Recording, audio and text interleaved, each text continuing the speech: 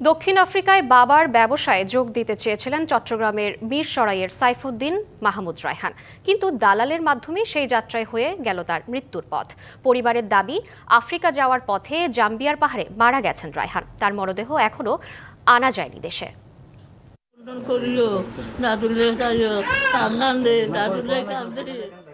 চট্টগ্রামে মিরসরাইয়ের কাটাছড়া ইউনিয়নের পশ্চিম দুর্গাপুর গ্রামের প্রবাসী সালাউদ্দিনের বড় ছেলে রায়হান সুপার শপে কাজ করার স্বপ্নে দালালের মাধ্যমে দক্ষিণ আফ্রিকা যাওয়ার চুক্তি করেন ৯ লাখ টাকায়।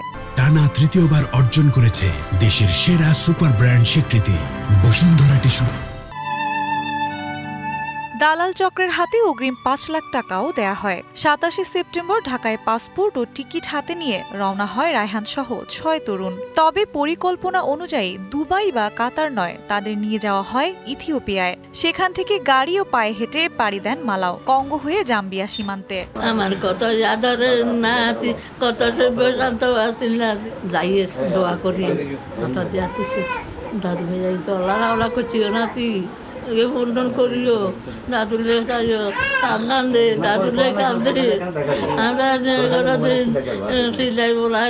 সফর সঙ্গীদের ভাষ্য, দুর্গম পাহাড় পাড়ি দিতে গিয়ে অসুস্থ হয়ে পড়েন রায়হান। স্থানীয় কৃষ্ণাঙ্গ লোকজন কাঁধে তুলে কিছু দূর নেওয়ার পর ফেলে দিলে ঘটনাস্থলেই মারা যান তিনি। মৃত্যুর খবর পরিবারের কাছে পৌঁছায় ৭ দিন পর, কিন্তু এখনো মেলেনি রায়হানের মরদেহ।